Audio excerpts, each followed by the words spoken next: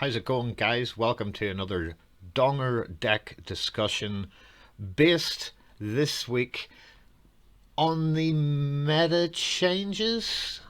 And you're going to say, if you have read the patch notes, not an awful lot really changed. I mean, let's be fair, it's only 2 cards, Sith. Pilfered Goods went to 3 instead of 2, and Solitary Monk got reduced in attack by 1. That's not really going to make that much of a difference, is it? Yeah, it is. It is. It's going to make elusives not quite as good. It can make Heimer Vi.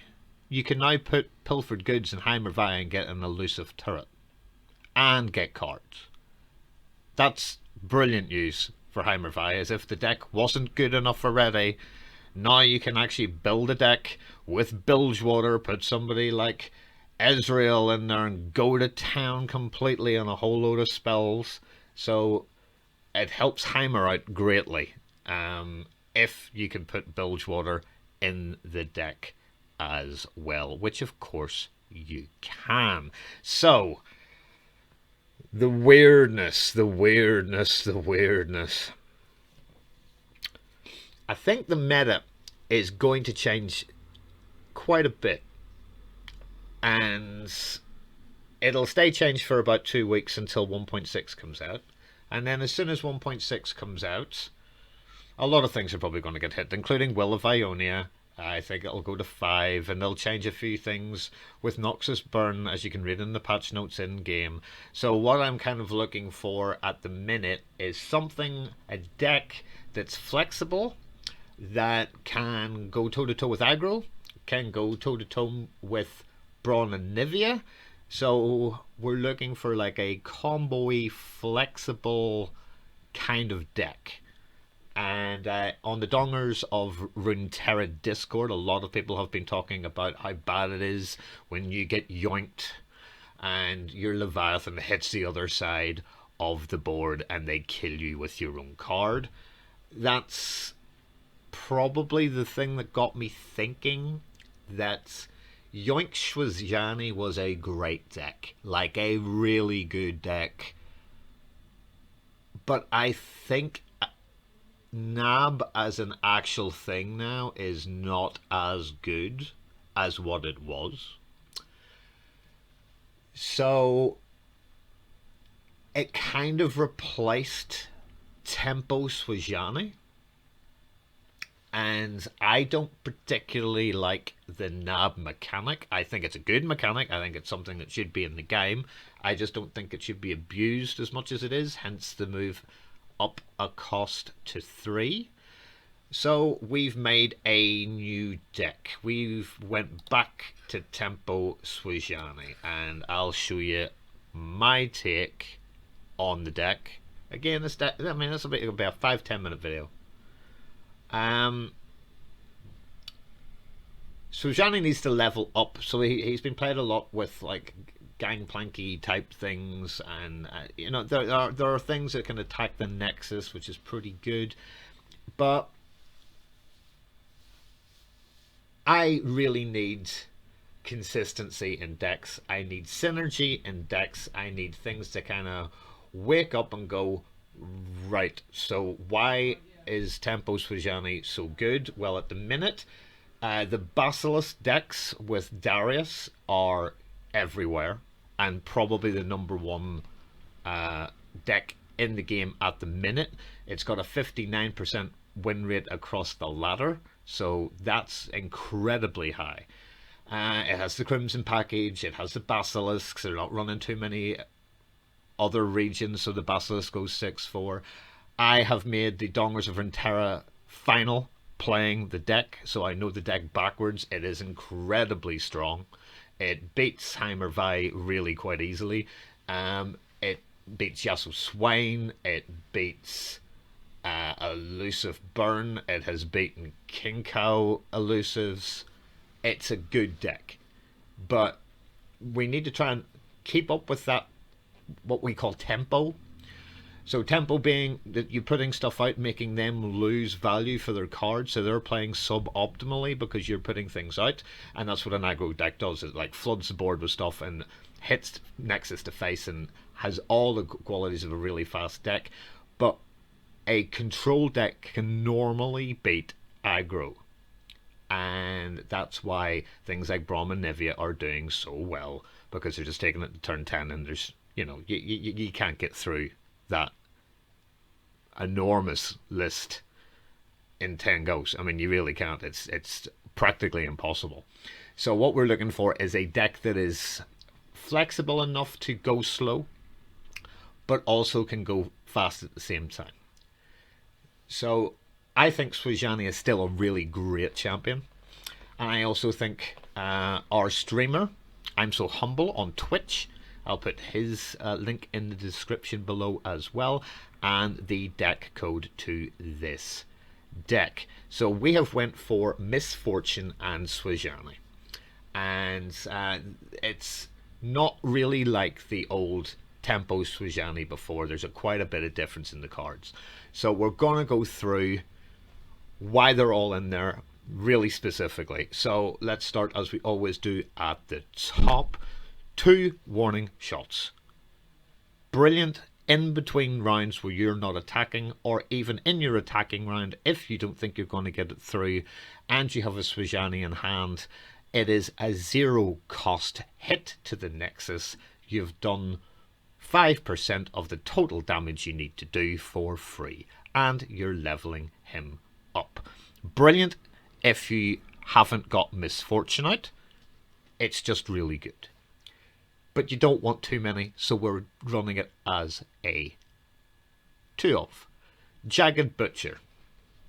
I like the plunder effect more than anything else. The nab effect kind of leaves me a little cold, and this deck does 0 nabbing. We are not taking really anything out of here at all, because as you can probably see, we have no black market merchants in the deck at all. So there's a big change. So we've went for Jagged Butcher. You will normally be able to get this guy a 3/3 quite easily. He's also a 1-drop, and that is really good.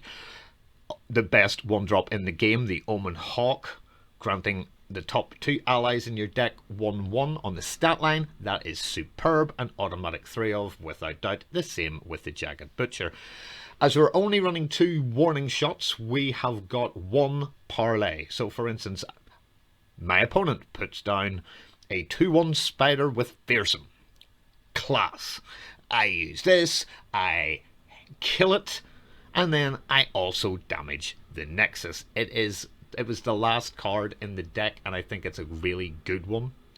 And then the deck kind of plays very flexibly, so we're going to say why they're in there.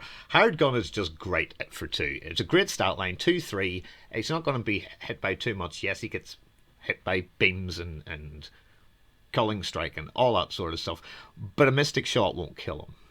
And if you want to put 4 or 5 from your thermal beam to kill him in round like 2, 3 or whatever to kill him, brilliant. You've just completely wasted your mana altogether. Thank you so very much. The fact that he can also give the strongest enemy vulnerable. He's not only good early game, he's very good late game. So if somebody drops a Braum and you drop this down, you bring him over and then smack him with the hardest thing that you've got. And if you have anything else, like a parlay, you put him down to 1. We're all good. Make It Rain is an absolute no-brainer at all as a 3 of. It is one of the very best cards in the meta. Now, that is Ezreal's favourite card. We're not running Ezreal, but with 2 people out, you're guaranteed to hit both and the Nexus, because that's how it is 3 times amongst differently random targeted enemies and the Nexus. So 2 people have 2 things out, you're good. You're again hitting the Nexus, leveling up Sejuani the whole time. Possibly one of the best 2-drops in the game. No one attack thing can kill this. It's just great. I mean, look at this stat line. It's Overwhelm. It punches 2 through an Omen Hawk, 2 through a Spider. It's just great, and nothing can do it. Just nothing can do it. So it's always damaging stuff, which early doors is really handy for a 2-drop. And then we have our main lady champion. We have got Misfortune. So she is just magnificent. I mean, like, she is so good. She's so, so good. By the time you drop her, you've probably got a couple of things that you can throw out and be leveling her up in 2 attacks. Pretty much. You can level her up in 2 attacks. And we'll show you how we can do this. It'll probably not be until like round 6 or 7, but she will be doing this wonderful it's the triple time, and it's so good. 3 times to all battling enemies in the Nexus. I mean, the one to enemies when she isn't leveled up is great enough because it's hitting Nexus again. There is your Sejuani all leveling up. So you're seeing an awful lot of stuff hitting the Nexus, which is really great. And you can get this girl leveled up, but it's not your main win condition. Sejuani is your main win condition. So how are we going to level her up? How do we level up Sejuani? Well, we've talked about how we're leveling up Sejuani already, so let's now go Scouts. So there is a deck called MF Scouts. It is Bilgewater and Demacia. It has Quinn, it has Valor, it has Grizzle Ranger, it has loads of things firing out. A couple of rounds later, you're in. We don't have a scout that costs less than 4. So this is our Grizzle Ranger. And when summoned, summon a random 1-cost follower and then give it Scout 2. So throw out the first one.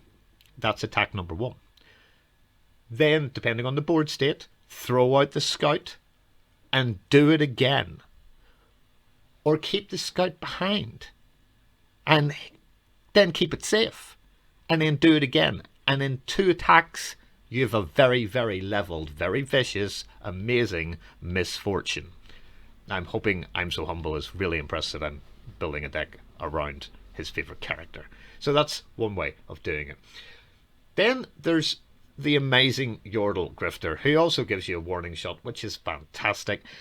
But a stat line for 4 is not great. I mean, a Kindly Tavern Keeper heals an ally, or your Nexus 3 comes out with exactly the same stat lines and is a mana cost of 1 cheaper than Yordle Grifter. But we get the warning shot, so that's the only reason why there are 2 in this deck. It's solid, it's a good blocker, it's alright. But warning shots can come in real handy late game. We then go for the 4/4/5 mana cost Scout, which grants an enemy vulnerable. So can you see where we're going with this? We're bringing the bad stuff that we want rid of out. We don't really have challengers though, but we can use vulnerable as our challenger. So there's an awful lot of challenger based decks which are maybe like tier 2 in the meta. This, I've got the feeling, could be an absolutely great deck. It just needs fine-tuned. But as a starting position, guys, I think this is like doing so well. And the reason why I think it is because, again, this is a Scout, this is leveling up things, it's taking things off the board, it's making things vulnerable. And we've already got, obviously, our hired gun making the strongest enemy vulnerable. Take something like an elusive off if you're up against that, and smack at the space, which is kind of good, and makes you feel kind of warm and fuzzy inside. And then we have our main boy, Sejuani. Again, Frostbite, vulnerable, yada yada. You've damaged the Nexus 5 in 5 different rounds. Now, this deck has got legs because of him. Because we're going to be running into quite a lot of Darius Basilisk aggro. Whether it's the Freljord version, or whether it is the Shadow Wilds version with Harrowing, or you're running into a Fury of the North Omen Hawk thing.